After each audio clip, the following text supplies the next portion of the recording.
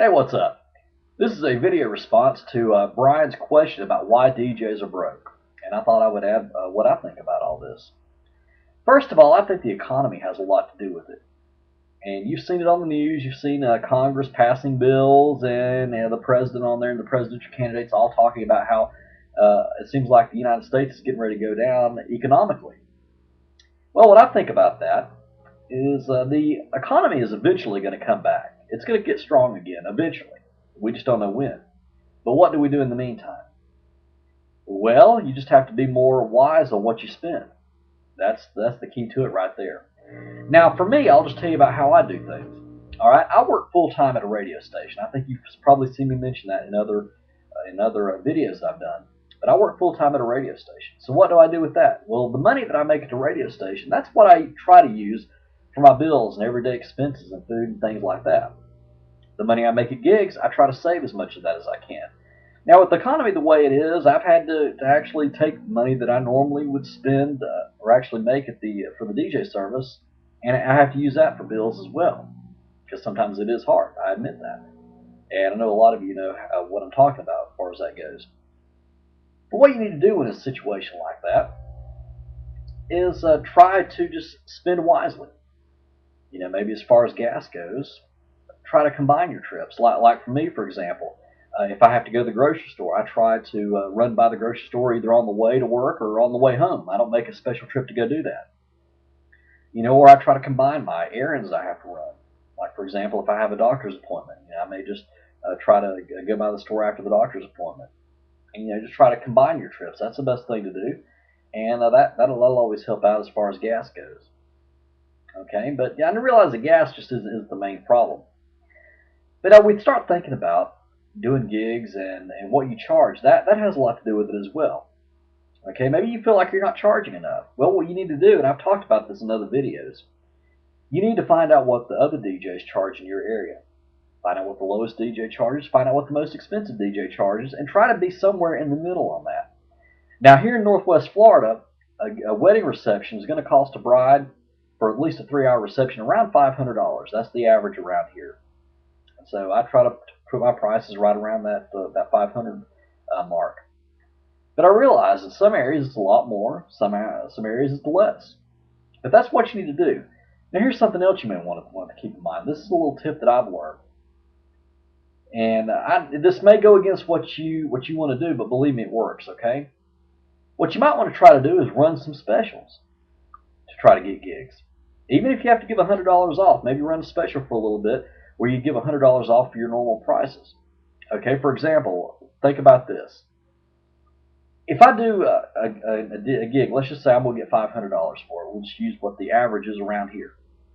Okay, if I'm going to get $500 for that wedding, well, if I knock off $100, I'm going to get $400 for it. Well, you got to think of it this way, okay? Other brides are going to see that as a bargain. If the average is $500 and you're only charging $400, okay? Now, maybe your services might be worth $600, but if you're only charging $400, think about this. Would you rather go ahead and book a lot of gigs at $400 or maybe book 2 at $500? Really think about that, because I've run specials before like that, and I come to realize that by running specials like that, I actually ended up ahead than what I would have done if I'd have charged my full rate like I normally would. Okay? I have a philosophy that if something works, go with it. That's always something that's really stuck in my mind before. And yeah, if you're going to charge, if you want to charge, lower your prices like maybe by $100, and you end up booking a lot more gigs with that reduced price of $100, well, I mean, isn't that a lot better than charging full price and only getting like maybe 2 or 3 gigs, if even that? I mean, really think about that. You could really end up ahead by doing things that way, and that's just something to think about. I've noticed that's helped me out a lot before, and especially in hard economic times right now, you may be surprised at how much you may be able to pull out. Now, as far as saving money goes, well, if you're a full-time mobile DJ, or maybe you're not, maybe you've got another job on the side, or maybe this is just a job that you do part-time, whatever you do, try to make a budget. Okay, look at what you bring in and what you spend, and then just try to balance out your money a little bit, because a lot of times where we get in trouble is we end up spending a lot more than what we're bringing in. We end up maybe putting stuff on our credit cards or things like that. That's where we end up getting in trouble. Well, you don't need to do that. All right. What you need to do, you need to sit down and take a look at your bills and maybe cut some things out if you possibly can. I mean, do you really need 500 channels on your cable TV? Think about things like that. Okay.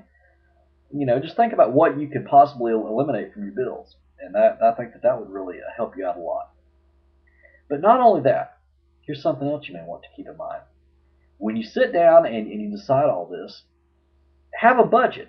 Okay, decide, okay, this is how much I'm going to spend this month on bills, and try to keep it within that budget. Okay, and maybe say, okay, I'm going to spend this much on expenses, like maybe for a new light show that you're talking about, or maybe you want to go to Vegas for a Mobile Beat Las Vegas. Put that money aside there and think about how much you're going to put toward that, and then maybe put the rest in savings if you possibly can. You see what I'm saying? Just come up with a way that you can manage your money a little bit better. You can possibly come up with ways to stretch your dollar a little bit more.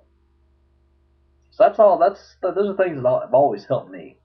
And maybe you can just forego that brand new light show for a little while. You possibly can. Or maybe what you might want to do is you may just want to put a little bit of money aside from each gig that you do to put it toward maybe buying that new light show that you want to get.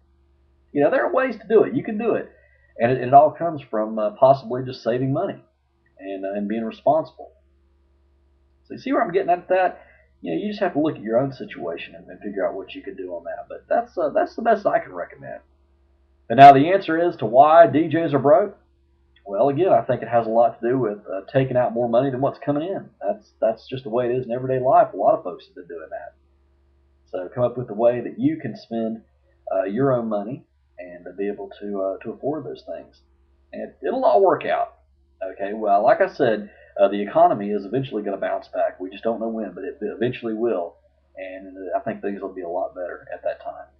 So hopefully this has been a little bit of help. This is just my 2 cents on the whole subject, and yeah, keep your chin up. That's the best thing that I can tell you to do, and just manage your money a little bit and work out a budget and maybe run some specials. And I think you'll be surprised at how far ahead you might end up coming out. Okay, practice and enjoy.